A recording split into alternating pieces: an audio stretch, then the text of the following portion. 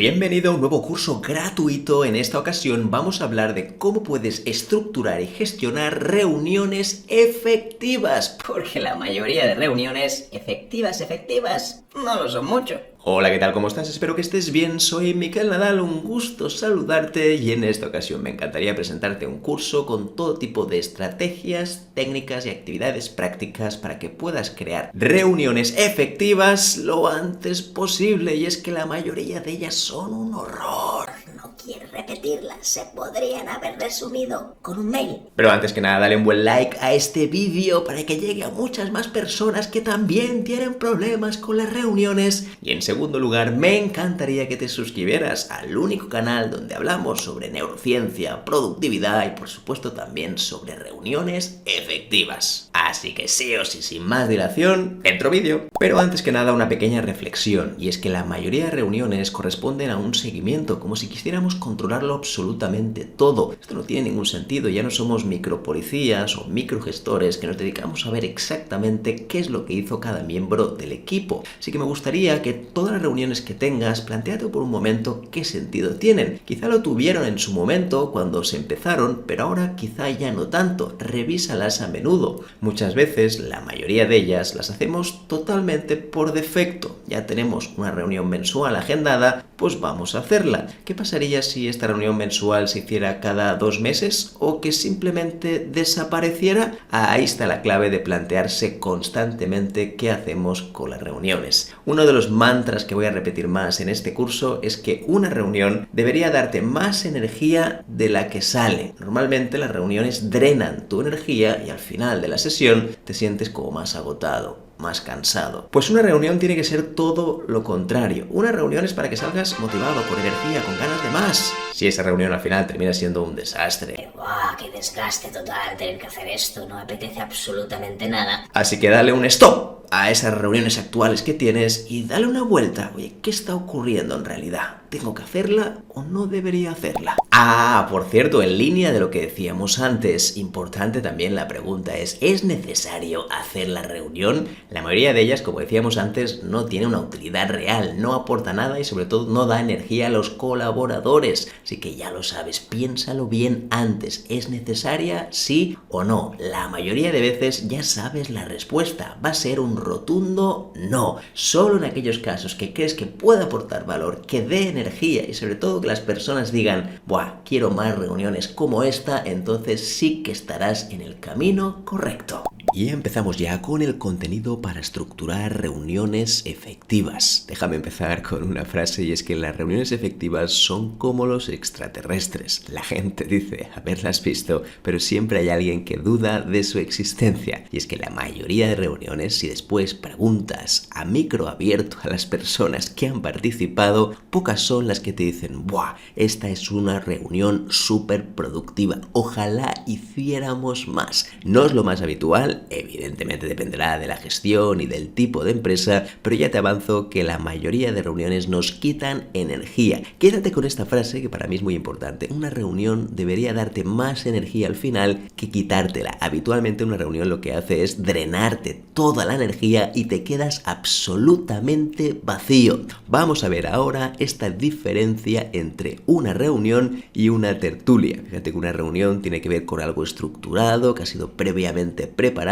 y en cambio una tertulia es algo espontáneo, que surge en un momento determinado y que esas personas no hay un objetivo común, sino que van hablando hasta que consideran que finalizó esa tertulia. A ver, vamos a ver algunas de las diferencias entre cada una de ellas. Ya te avanzo también que en general en las empresas hay más tertulias que reuniones. Repito, hay más tertulias que reuniones. La primera gran diferencia que ya puedes ver en pantalla es que en una reunión, aunque cueste, la idea es tratar un solo tema. Un solo tema porque así puedes ver todas las dimensiones de ese tema y puedes cerrarlo definitivamente. En cambio, en una tertulia lo que suele suceder es que hay varios temas que se van exponiendo y nunca se llega a ninguna conclusión. El problema de todo esto es que es muy difícil que entre varias personas podamos hablar de varios temas con un orden y una estructura clara. Que sí, que puedes hacer un orden del día, que puedes dejar claro qué es lo que hay que hacer antes relevantes, pero cuando hay demasiadas cosas, lo normal es saltar de un tema a otro. La importancia del moderador será relevante, pero no a veces suficiente. Por lo tanto, la clave siempre será abordar una sola temática. Miquel, por cierto, ¿puedo hacer alguna excepción y poner 2 temáticas? Evidentemente aquí ya depende del sentido común de cada una de las personas que organizan las reuniones, pero ya te avanzo que cuando pones 2 también caben 3, así que uno debería ser tu objetivo principal, que después se puede añadir algún pequeño punto porque ha sobrado tiempo. Fantástico, así que el primer punto, ¿de acuerdo? Un solo tema.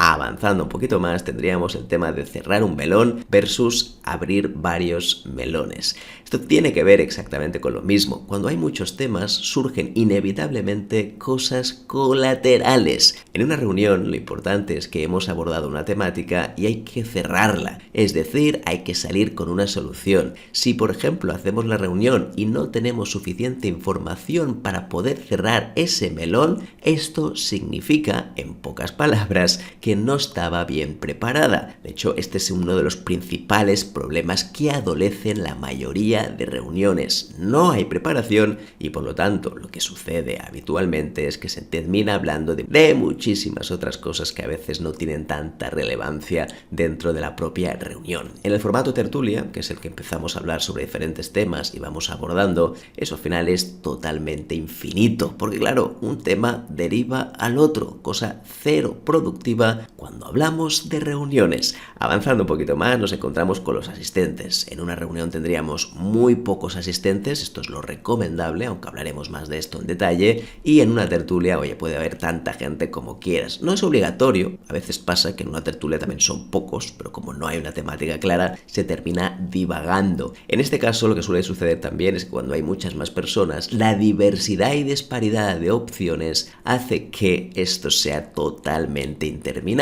En cambio, cuando hay pocas personas, quieras o no, las posibilidades de que se puedan enrollar cada una de ellas son mucho más livianas. Así que en esta ocasión, lo recomendable en una reunión es que haya muy pocos asistentes, solo aquellos que realmente tienen algo que aportar. Y en cambio, cuando hay muchos asistentes, esto ya no tiene nada que ver con una reunión. Esto podría ser una formación, una charla, un anuncio, algo que quieras que las personas estén presentes, un evento incluso, pero en realidad poco tiene que ver con una reunión o con el propósito de la misma. Y avanzando ya al final de todo, tendríamos que una reunión tiene una preparación muy alta previa. De hecho, vale la pena invertir más tiempo en la preparación que en la propia reunión, y en cambio una tertulia es, ok, vamos a hablar de esto, a ver qué surge, a ver cómo lo ves. Claro, cuando ya lo planteas de esta manera, ya te puedes imaginar el resultado. Así que en esta ocasión te diría que una reunión tiene que estar muy preparada, no solo a nivel de material, sino también a lo que tú puedes aportar, qué se espera de ti en una reunión, y si hay que dedicarle un poquito más de tiempo a prepararla, siempre es mejor que no tanto que se haga sin preparación. Oh, Miquel, es que es urgente. La mayoría de reuniones no van a ser urgentes. Se hacen urgentes porque ha habido una mala planificación previa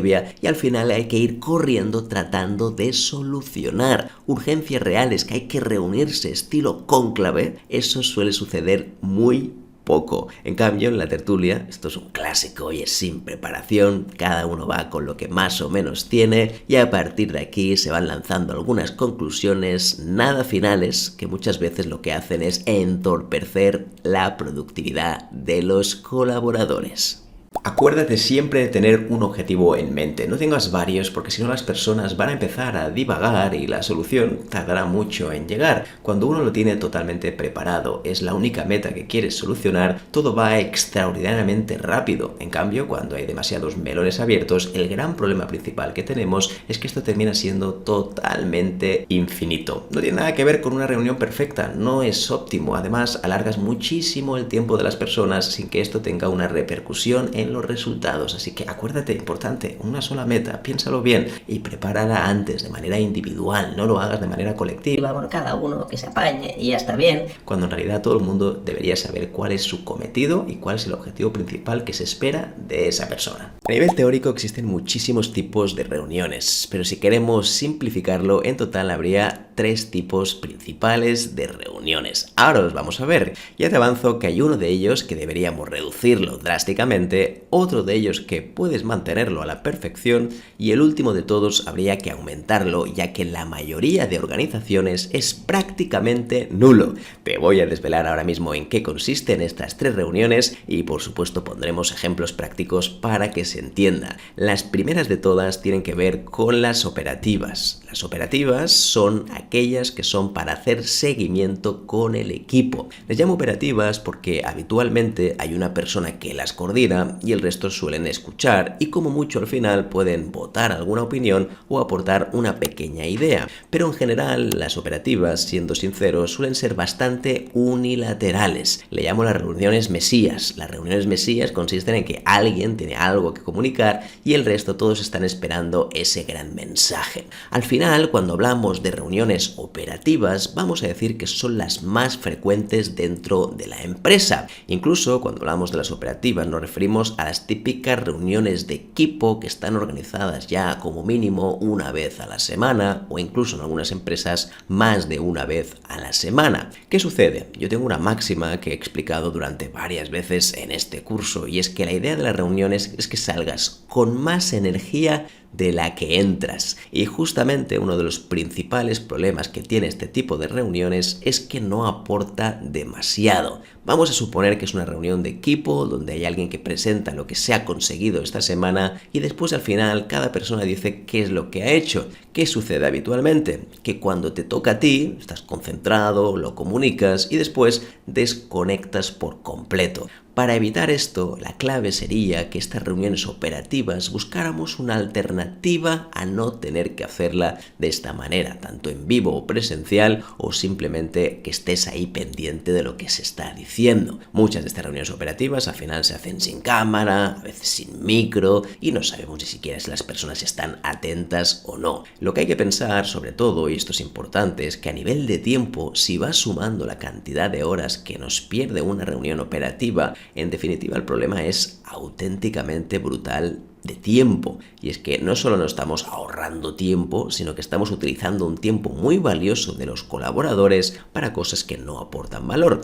Un dato relevante también cuando hablamos de las operativas es que no es necesario que el resto del equipo esté en alta energía. Normalmente la alta energía, esto ya depende de cada persona, como bien sabes, existe el cronotipo, que es cómo se mueve tu energía durante el día y durante la semana. Vamos a decir que muchas personas son más bien de mañanas y especialmente los primeros días de la semana son los que tienen más energía. Una operativa te diría que debería ser al revés. Deberíamos agendarla la última parte de la semana y en una hora en la cual tengas entre media y baja energía. Sé que no es fácil configurarlo con el equipo, a veces compaginarlo es complejo, pero sí que es verdad que el hecho de hacerlo en una hora de baja energía va a hacer que este tipo de reuniones no se alargue demasiado. Así que las reuniones operativas, la clave sería hacerlas mínimas posibles, buscar métodos alternativos y en tercer lugar, que esas reuniones se hagan en un momento de baja energía. No vaya a ser que invirtamos esa energía en cosas que no aportan demasiado al resto del equipo.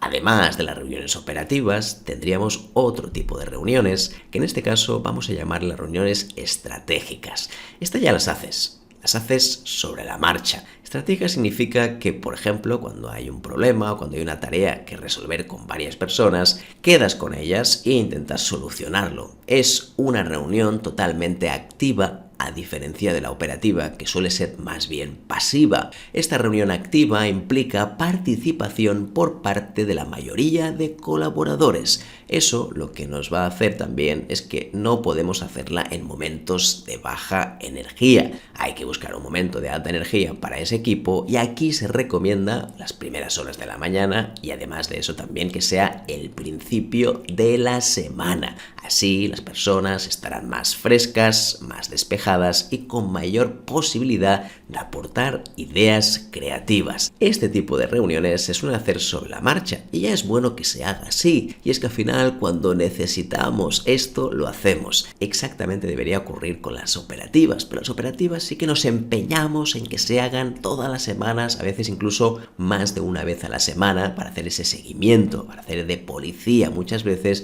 y hacer esa pequeña microgestión que lo que va a conseguir es que no tengas equipos ni autónomos, ni gestionados, ni sobre todo que sepan gestionar sus propios marrones y conflictos, que es una de las partes más importantes de un equipo. Las reuniones tanto operativas como estratégicas, te diría que las operativas habría que reducirlas porque creo que hay demasiadas, aunque dependiendo de la empresa, y las estratégicas hay que seguir haciéndolas cuando se necesiten. Ahora vamos a hablar de un tercer tipo de reunión que vamos a decir que es bastante poco habitual en las organizaciones, y en este caso vamos a hablar de las reuniones de confianza y hacer equipo. ¿Qué significa exactamente eso? Pues bien, al final, más allá del trabajo en sí, hay que saber qué es lo que hay detrás del trabajo. Por ejemplo, qué tal los clientes, cómo te han tratado, cómo te has sentido, cómo ves tu desarrollo profesional, cómo ves, por ejemplo, la optimización de procesos, crees que a veces es demasiado farragoso.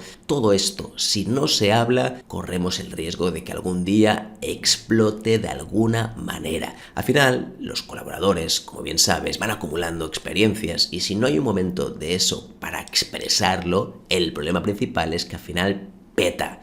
Para evitar eso, la clave son las reuniones de confianza. Y fíjate que hasta la fecha lo que hacemos es que en las reuniones operativas o estratégicas les dedicamos un momento inicial a hacer una pregunta tipo ¿qué tal estás? ¿Cómo ha ido? Pero como es en grupo, genérica y tampoco hay un objetivo concreto, normalmente se pierden las palabras. Así que las reuniones de confianza y hacer equipo son fundamentales para que la gente pueda hablar tanto de manera grupal como de manera individual. Ahora bien, este tipo de reuniones hay que prepararlas. Sí, lo digo porque la tendencia es hacer 2 o 3 preguntas comodines, como ¿qué tal te va? ¿Qué tal te has sentido? Pero la clave es hacer dinámicas que funcionen. Todo esto y mucho más va a ayudar a que tu equipo no solo esté al pie del cañón de lo que quiere conseguir, sino que además estará sumamente motivado e implicado. Una reunión operativa o estratégica no implica absolutamente a nadie. En cambio, las de confianza y hacer equipo sí que realmente implican a la gente. Tampoco hay que hacerlas todos los días, ni todas las semanas. Una de ellas al mes será más que suficiente y tampoco tiene que tener una duración excesivamente larga, pero hacerlas ya te garantizo que va a multiplicar la cohesión de tu equipo. Resumiendo, 3 tipos de reuniones: operativas, estratégicas y de confianza o de construir equipo. Operativas, reducirlas mejor. Estratégicas, mantenerlas cuando se necesiten. Y de confianza hacer equipo, si ahora son nulas, al menos aumentarlas un poco más para lograr esa cohesión dentro del equipo. Y ahora entramos en un punto corto, definir los 3 pilares principales de una reunión efectiva. Estos 3 puntos, si los gestionas bien, la verdad es que la gente estará mucho más contenta, las reuniones serán mucho más efectivas y el tercer punto, el más importante de todos, no invertiremos tiempo, no gastaremos tiempo en cosas que no aportan valor y que además drenan la energía de tu equipo. La primera de todas tiene que ver en la meta, qué es lo que queremos conseguir de una reunión. Esto es lo que vamos a explicar a continuación para que esta meta sea clara y lo más importante, que no tengas grandes cosas a explicar porque si no la gente se pierde, desconecta y al final no logramos el resultado deseado. Segundo punto tiene que ver con la duración. ¿Cuánto debería durar una reunión? Evidentemente dependerá del tipo de reunión, pero vamos a ver algunos ejemplos que yo creo que será muy práctico ver que muchas reuniones duran menos de lo que habitualmente haces. Y el último punto de todos tiene que ver con la conclusión. Cuando hablamos de conclusión me refiero ¿y qué hacemos con esta reunión? ¿La convertimos en tarea? ¿Le ponemos un acta? ¿Lo compartimos con el resto? ¿Qué es lo que hacemos? Pues estos 3 puntos los vamos a desglosar a continuación. Y claro, ¿cómo debería ser una meta cuando agendamos una reunión? Pues básicamente cosas prácticas que debes llevarte a la hora de definir esa meta para la reunión. Como decíamos al principio, la clave es que solo haya una meta. Si queremos conseguir varias cosas, entonces será complicado, el tiempo se va a multiplicar y también el número de ideas que van a aparecer será totalmente desproporcionado para una reunión. Además, lo bueno es que cuando tú estás con un solo tema, las ideas van enfocadas a cerrar ese tema. De la otra manera, se van abriendo melones. Al final lo que conseguimos es que sea un auténtico caos y la gente dice ideas de todo tipo, pero no se cierra absolutamente nada. El segundo punto para definir esta meta tiene que ver con los roles. Cuando tú defines la meta, tienes que pensar perfectamente qué es lo que quieres de cada persona que va a asistir. Si tú ves que hay una persona que solo es un oyente que va a escuchar, entonces no debería estar en la reunión. Mándale el resumen, mándale el vídeo grabado, lo que tú quieras, pero al final no tiene sentido que esa persona engrose la lista de la meta y de la reunión en concreto. Así que yo te diría que primero, antes de empezar una reunión, piensa muy bien qué es lo que quieres que te aporte cada uno de ellos. Además, dentro de los roles, estaría bien también que no solo haya una persona que modere la reunión, sino que también tengamos un gestor de tiempo. Un gestor de tiempo se va a encargar de algo tan sencillo como decir que llevamos 15 minutos y hay que ir cerrando. De esta manera tenemos un final, tenemos una especie de persona que nos va guiando y no estamos un poco improvisando, que es lo que suele suceder en la mayoría de reuniones, que por eso se alargan bastante más de lo que inicialmente habíamos planificado. Otro punto clave también tiene que ver con la preparación. Una meta solo se podrá resolver en una reunión corta cuando se prepara previamente. Y la preparación no debería ser común. No es un tema de, oye, léete este documento y ya está, sino que cada una de las personas que va a participar le tienes que decir cuál es su tarea y su misión para que la puedan resolver en esa misma reunión. Porque si envías un texto genérico o un PDF para que se lean, bueno, está muy bien, pero al final todo el mundo tiene la misma información y nadie sabe exactamente qué es lo que tiene que aportar en base a su experiencia. Así que la recomendación es que prepares individualmente las reuniones. Sí, esta parte es fundamental, ya lo sé, no estamos acostumbrados a ello. Quizá lo habitual es, venga, vamos a montar la reunión y después ya veremos lo que hacemos. Yo aquí te estoy planteando un nuevo modelo de reuniones, en los cuales lo que vamos a hacer es que la preparación de estas reuniones nos va a ahorrar muchísimo tiempo a posteriori y sobre todo también en la propia reunión. Y el último punto de todos, ¿de acuerdo? Es que también pienses en cosas accionables. Igual que decíamos que la meta debe ser única, con unos roles claros de cada persona, con la preparación individual de cada uno de ellos, también es claro que tienes que tener algo accionable. La meta tiene que ser algo que se pueda medir, que se pueda convertir en tarea. No hablemos de cosas muy filosóficas, de metafísica, porque al final lo que pasa es que quedan en ideas, en agua de borrajas y no aporta absolutamente nada de valor. Así que si tu reunión tiene que ver, por ejemplo, con analizar los modelos de rendimiento de los empleados, propón cosas concretas. ¿Qué herramientas se va a utilizar y qué KPIs vamos a utilizar? ¿Cómo vamos a medir eso durante la semana? ¿Qué tipo de herramientas vamos a utilizar? Cosas concretas accionables, que todo el mundo sepa de qué estamos hablando y que no hablamos de humo, de cosas varias que no sabemos ni siquiera qué son, que solo generan ansiedad y frustración y lo peor de todo, no conseguimos la meta que nos habíamos marcado en esta reunión. Recuerda cómo definir una meta única, con roles claros individuales, preparación también individual y por último acciones muy concretas, tangibles. Otro de los puntos clave tiene que ver con la duración ideal de las reuniones. Esto, como siempre, no te lo puedes tomar al pie de la letra de forma literal, ya que dependerá de muchísimos factores. Depende del tipo de empresa, de los colaboradores, del tipo de trabajo que tú hagas, de la naturaleza del mismo. En fin, hay muchas variables a tener en cuenta antes de pensar en una cifra específica. Sí que es verdad que en mi caso siempre tiendo a tirar por lo bajo. Tiramos a un par bajo porque así de esta manera sabemos que si lo aumentamos tenemos todavía un margen de recuperación. Si tú ya pones 1 hora y media, 1 hora de serie, lo más normal es que se alargue incluso un poquito más. Para evitar eso, lo que vamos a hacer ahora es ver los 3 tipos de reuniones que hemos visto antes y qué duración aproximada te recomendaría para cada una de ellas. Si empezamos con las operativas, te diría que una reunión operativa no debería durar más de 10-15 minutos. De verdad, sí, ya sé que ahora son mucho más extensas algunas de ellas, incluso bastante tiempo. Te diría que con 10 minutos ya es más que suficiente. Acuérdate que el objetivo inicial, ¿cuál es? Es que todo el mundo esté a la onda de lo que está pasando. Oye, ¿qué tipo de novedades tenemos? ¿Qué cosas estamos haciendo? Entonces, operativas en realidad deben tardar lo mínimo posible. Ya te he dicho antes que incluso las podemos reducir al máximo. En vez de tener una a la semana, podemos hacer una al mes o una cada 15 días. Así, de esta manera no tenemos tantas. Y entonces también la duración de las mismas debería ser más baja. Si ahora la haces de 1 hora, prueba a hacerla de 15 o 20 minutos. A ver qué tal. Digo sobre sobre todo porque cuando uno tiene 20 minutos ya se estructura mentalmente para que dure eso. Si tú sabes que va a durar una hora, automáticamente ya sabes que tienes una hora y vas a alargar lo máximo posible para finalizar a esa hora. Cuando entramos en reuniones estratégicas, estas también hay que planificarlas bien, pero la duración evidentemente va a ser un poquito más extensa. Como aquí hay un trabajo colaborativo que obviamente primero ha sido preparado, lo más normal es que necesitemos un poquito más de tiempo, así que lo habitual aquí en estos casos podría ser entre 30 minutos y una hora. Como siempre, repito, dependerá mucho del tipo de trabajo. Pero si hacemos una reunión de 4 horas, esto es porque hay una falta de preparación, hay algo que podríamos haber hecho mejor. 4 horas es una locura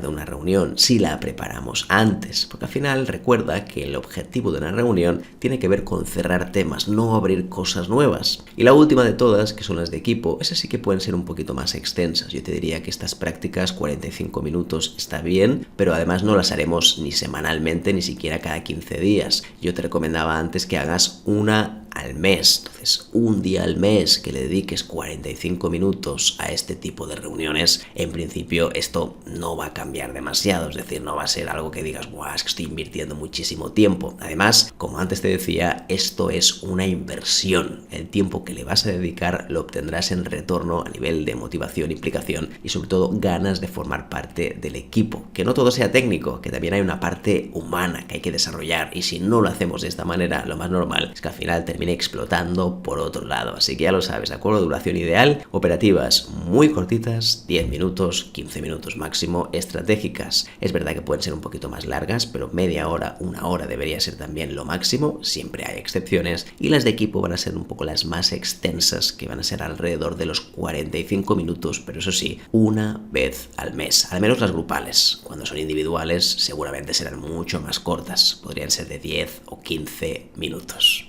¿Y qué ocurre con las acciones por reunión? Pues muy sencillo, al final hay que concretarlo y lo más importante, hay que tener un espacio común donde quede claro toda la información y las tareas que hay que ejecutar. El hecho de que haya muy pocas personas también va a hacer que sea mucho más sencillo hacer esto que vamos a ver a continuación. Las acciones por reunión son las siguientes. Lo primero es centralizar de alguna manera las actas o minutas. Esto, por ejemplo, tanto en Teams como en Slack podemos tener una pequeña pestaña donde se vayan poniendo la información que ha salido en una reunión, incluso algunas de las grabaciones que se hayan hecho y que queramos compartir. Al final hay que decir una cosa, y es que la mayoría de personas no van a ver nunca una grabación completa. La mayoría, por supuesto, siempre hay excepciones. Es importante recalcar 4 cosas básicas que además hoy con inteligencia artificial lo podemos hacer incluso de una manera muy rápida. Tanto Teams como Slack están incorporando resúmenes de inteligencia artificial para poder centralizar y sobre todo sintetizar aquellas partes importantes de una reunión. Lo digo porque en general lo que suele pasar en estos casos es que solemos anotar algo en un Word o en un documento y después este Word va transitando por el correo. No es nada práctico, además no sabemos ni siquiera dónde se guarda, no nos aseguramos tampoco que la gente lo vea, y si hay algún cambio que se hace, como el documento este a veces no está guardado en la nube, también tiene consecuencias a la hora de perder, invertir tiempo en cosas que no aportan ningún valor. El segundo punto, la segunda acción por reunión, debería ser las tareas específicas. Y aquí es cuando recomendaría que ya directamente en el planner grupal, en el Trello grupal, en la herramienta que utilices, ClickUp, Asana, eso no importa,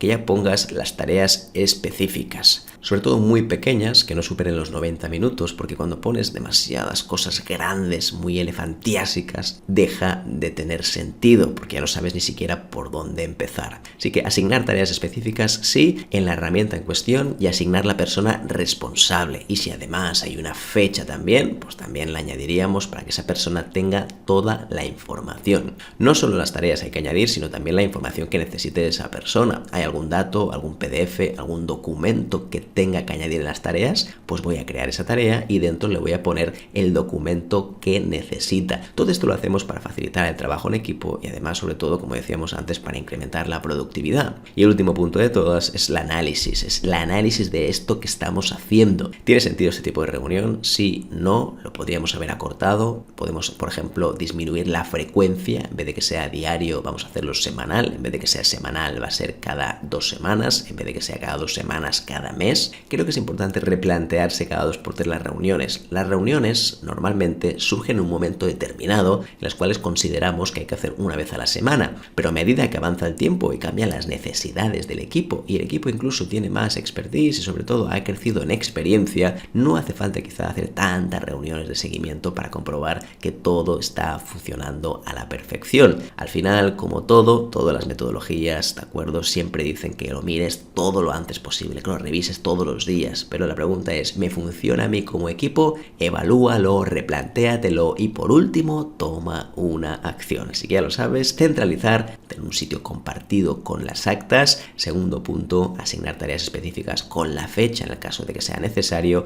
Y lo último de todo, el análisis. ¿Es necesario haber hecho este tipo de reunión? ¿Podemos buscar una alternativa? ¿Sí o no? Seguimos con una frase que me parece muy simpática y es que las reuniones efectivas son como los eclipses lunares. A veces ocurren, pero cuando finalmente suceden, la mayoría de la gente está ocupada mirando sus teléfonos para darse cuenta. Esto me pasa bastante en las reuniones, ¿verdad? ¿No? Cuando alguien dice algo importante, hay gente que ya ha desconectado por completo. Y ya no te cuento en las reuniones online, que todavía esto es mucho más frecuente. Oye, vamos a hablar de la cantidad de personas recomendadas en una reunión. Como siempre, flexibilidad. No te tomes al pie de la letra todo lo que voy a compartir contigo, pero quédate con esta cifra que estás viendo aquí. Una reunión, para que sea lo más operativa y lo más práctica posible, debería tener a los mínimos participantes. La recomendación, como estás viendo aquí, estaría entre 3 y 5 personas. Sí, es verdad, podrían ser más, podrían ser menos, pero 3 personas y 5 nos ayudan muchísimo a ir rápido, porque cuando hay poca gente, las opiniones son rápidas. Si hay preparación, esto todavía va mucho más rápido. Por eso antes, cuando te decía que una reunión debería durar 10 o 15 minutos, claro, esto solo se va a producir bajo unas circunstancias específicas, que son las que decíamos antes: preparación, una meta clara, una única meta y sobre todo que haya las personas elegidas para hacerlo. Y digo elegidas porque hay que preparar individualmente las reuniones de cada persona, si no, la reunión no será operativa. ¿Qué esperas de cada persona? ¿Qué quieres que consiga? Además, 3 y 5 está muy bien porque si es impar, siempre va a facilitar la toma de decisiones, sobre todo cuando hay votaciones. Es decir, que cuando se vota algo, el hecho de ser un número impar, 3 o 5, va a facilitar también el resultado. Así que ya lo sabes, la idea es que sean las mínimas personas posibles, de 3 a 5 está bien, yo te diría 3 o 5, son dos números excelentes para armar una reunión, pero por supuesto siempre puede haber excepciones. Aquí hablamos de reuniones de trabajo, de que sean operativas, no importa, esto al final es el número que la gente puede estar. Si tienes que tener más personas, entonces hay que buscar una alternativa, hay que buscar la manera, de acuerdo, de que esa reunión quizá no se haga, sino que podemos buscar una forma diferente de hacerla. Podemos grabar la reunión, lo podemos resumir en un correo, podemos buscar la manera interactiva utilizando un formulario, sea lo que sea. Seguramente la mejor opción no es reunir a todas esas personas con todo lo que implica, porque aquí no hemos entrado en los costes de una reunión, pero evidentemente las personas que asisten a una reunión, si sumas su precio hora y el tiempo que están, te daría el resultado final de la cantidad ingente de dinero que estamos invirtiendo en algo que está aportando muy poco al resto del equipo y sobre todo a la empresa en general. Y por último, no me quería olvidar de mencionar algunos tipos de reuniones de equipo.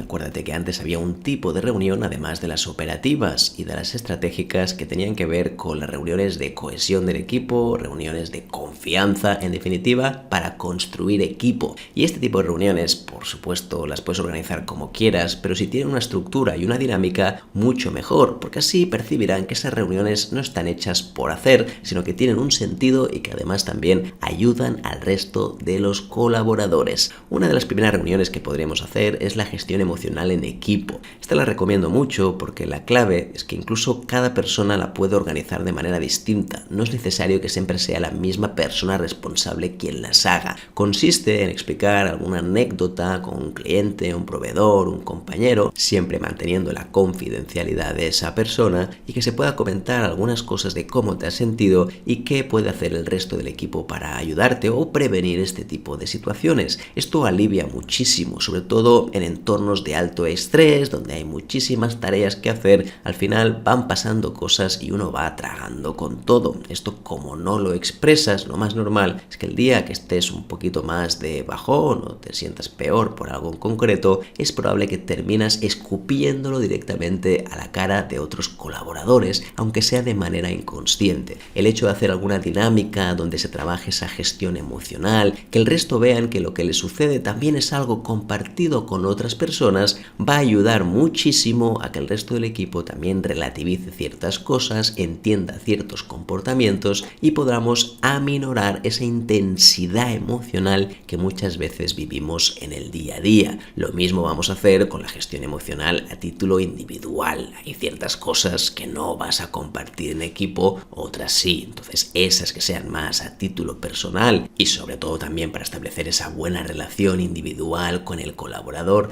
también hacerlo de manera individual puede ayudar bastante. Lo que puedes hacer es ir alternando tanto una como la otra. Repito, a lo mejor la reunión de gestión emocional se puede hacer una vez cada 3 meses. Tampoco es necesario que se haga todas las semanas, ¿sí? Y lo mismo con la individual. Se puede hacer también cada 3 meses con cada una de las personas de tu equipo. Si seguimos avanzando, tendríamos las de desarrollo profesional, tanto en equipo como de manera individual. Cuando hablamos de profesional, nos referimos sobre todo a todas las amenazas que ahora mismo hay en los puestos de trabajo, los retos que tiene la empresa, cómo se ven dentro de un tiempo, qué tipo de cosas quieren mejorar. Creo que está bien que se hable en equipo también para que la gente conozca las expectativas del equipo, pero por supuesto tiene que haber un apartado individual donde se hable de las pretensiones de cada persona, qué es lo que quiere hacer, nuevos proyectos, quiere mantenerme igual, cuáles son las amenazas, los retos, vigila con esto, hay que tener en cuenta lo otro, aquí hay un reto para ti, es decir, sea lo que sea, todo esto hay que verbalizarlo y no hay que hacerlo una vez al año, simplemente con la típica reunión de rendimiento, cómo te va, etcétera, etcétera. Creo que es importante que esto sea más a menudo de lo que lo hacemos habitualmente, así que te diría que una vez al mes, igual que la gestión emocional, también podría ser una buena idea, una vez cada 2 meses, ¿sí? Tanto a nivel de equipo como a nivel individual.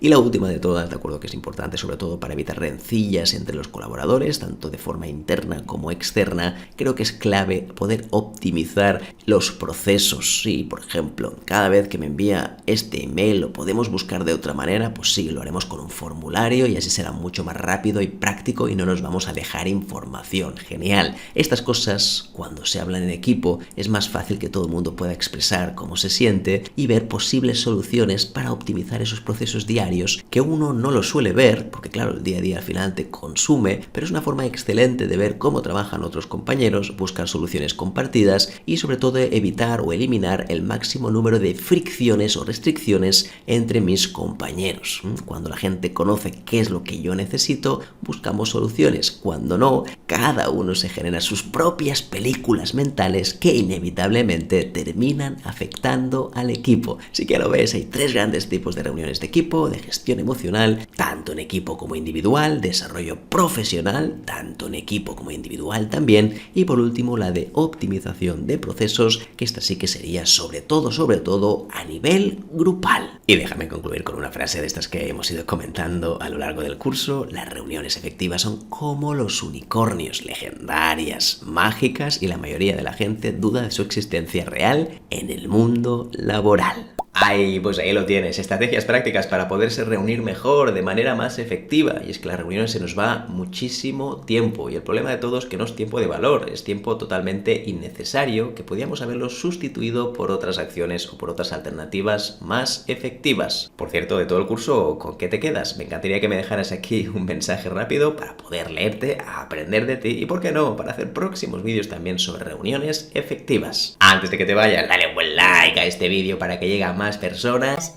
Es gratis. Y en segundo lugar, me encantaría que te suscribieras al único canal en español donde hablamos sobre neuroproductividad. Gracias de verdad por compartir un pedacito de tu tiempo conmigo, me alegrará verte en próximos vídeos, seguro que sí, estoy convencido. Un abrazo enorme, te me cuidas, chao.